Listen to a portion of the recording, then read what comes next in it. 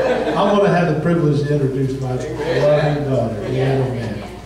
This is a real honor for me because a couple times down through the years, Moriah has shared in a meeting, but I've never had an opportunity to ever let her just take over and have the whole service to share. I am so excited, Moriah, for this opportunity that the Lord has opened up to you. And she has got a powerful word tonight that I think is going to challenge every one of us about our relationship with our first love, with our Lord. And just going to be a really good word of challenge. But before I let her come up here, I got to tell you a little story about her. I wish you would know Moriah like we know Moriah, but it's so hard to kind of get a full grasp of this girl just by seeing her. Most of you, if you have any discernment at all, she's one of the most loving young ladies I know that just goes after the heart of God, and it is as genuine as anything. I've seen her in every kind of condition, and she's just the same solid, loving Jesus child. And she has just been a blessing to our whole family. There's probably no one in our family that is more of a love bug than Moriah. But the funny thing is, ever since she was a little girl, there is not an animal she doesn't want. I mean, she wants every animal, and she'd go around catching everything you could imagine, and would come to our meetings carrying stuff and showing everybody, just, it didn't matter if it was a frog or a mouse or a snake. She wasn't ever afraid of anything. I've seen her let spiders crawl on her, and I was just like, man, this is a weird kid. But I got to tell you one of our best stories. This is going to probably be about 2 years ago. Is that about right, Dave? Maybe a little more. About 5 years ago. She's 13 years old.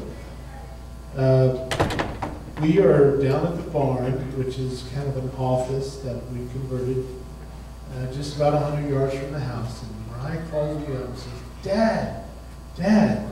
Well, let me tell this one first, and then I'll tell that. She's got this thing about wanting little animals, and she says, Dad, would it be okay if I would pray that the Lord would bring us a snake? And in the back of my mind, I'm saying, sure. Because, no, she said, I want a snake. And I said, no, you're not going to have a snake. There's no way. I'm not going to let you have a snake in this house. No. But what if I prayed about it and the Lord would bring me a snake? Would it be okay? Well, how are you going to say no to, at that point, she was what, maybe 10? 5? Man, I'm way off. And how are you going to say no to that? I mean, she was just this cute little thing. And I said, you know what, honey? And, here's big, smart Dad saying, okay, baby, we'll let you pray. If the Lord brings you a snake, you can keep it. I'm thinking, what an excellent way out of this one. The next day, she comes up to the door, and our dog had caught a snake. And she's so happy. Oh, Daddy, look, the Lord brought the snake. Well, that's just the kind of girl she is. Well, anyway, this happened about 5 years ago. We're down at the barn, and she says, Dad, I've got this 5-foot snake. And I'm thinking, there's no way it can be a 5-foot snake. And I said, we live in Ohio, so. I said, really? She said, yeah. She said, can I keep it? I said, I don't think so. I said, just go ahead and bring it down. Let us take a look at it. Carolyn was down at the office with me. Sure enough, she came down. She's holding it up like this. No, wait, it was wrapped around her neck first. She's got the snake wrapped around her neck, and she's got the biggest smile on her face, She's so happy, and then finally she took it off. I'm looking at it thinking, that's a weird-looking snake, man. I'm looking at its eyes, because they tell you, if it's got this slanted eyes, that's not a good snake. And it's got the regular eyes, but it's got this weird-shaped head, a diamond-shaped head. And, sure enough, she unwraps it and holds it up, and she's holding it up high as she can, and its tail's hitting the ground. It was a gigantic, but it stunk. I mean, it smelled so bad. And I'm thinking, okay, you know what? This is pretty amazing here. I'm just not sure. Dad, please let me keep it. I said, you know what, darling? I don't think I don't think this would be fitting in our house. She says, oh, please let me keep it. I said, no, I think we need to go ahead and let it go. She said, well, can I keep it overnight? And then tomorrow we'll go show Josh. And Josh works at a flea market that's open on the weekends. And he's got all kinds of rare animals and stuff. And I said, well, I guess so. So the next morning, of course, she takes it off and walks around with it for a while, and then takes it off and then sticks it down this little box, you know. And, you know, she barely could go to bed that night. She was so excited, you know. The next morning we get up and she runs out to the thing, and I'm going to take her there, and she reaches in the box, opens up the box, reaches in the box, pulls the snake out, wraps it around her neck again. Things stink so bad it was pitiful. But anyway, we get to the flea market. This guy is an animal expert, a snake expert. He's sitting there, and next to him is a guy that would remind you of the most hardcore biker you ever seen. He's as taller than Larry, and he's buffed out. He's got tattoos everywhere. We're about, from the distance, maybe from me to Larry, and Moriah's walking in with this thing. He gets up, jumps up out of the seat, and takes off running. Get that thing out of here! Well, I'm thinking, why is he so afraid of that snake, you know? Well, of course, we walk up and show up to Josh, and Josh's like, yeah, that's really something, Moriah. Would you mind letting me just take that snake you got? And he didn't say anything, and she said, oh yeah, and she wraps it on her thing and hands it to him. And he grabs it by the back of the neck, and then takes a pen and opens up the mouth, and it's got these big fangs sticking out. He says, Moriah, do you know what this is? She says, no, it's really pretty.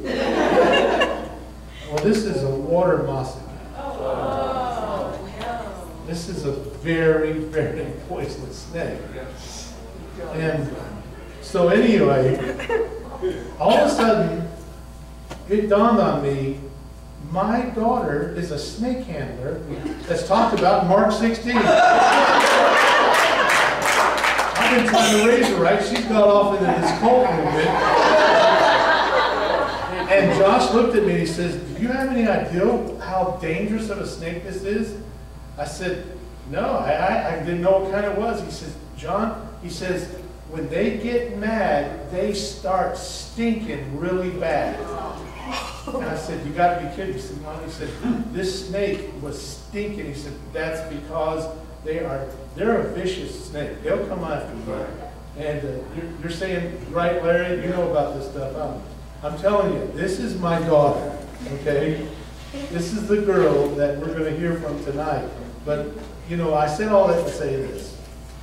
The Lord has watched over Moriah and has blessed us with her. And I am so excited that the first place she ever gets to ever give a full message, Pastor Ken, is in one of the best churches in America. Amen. Come on, baby.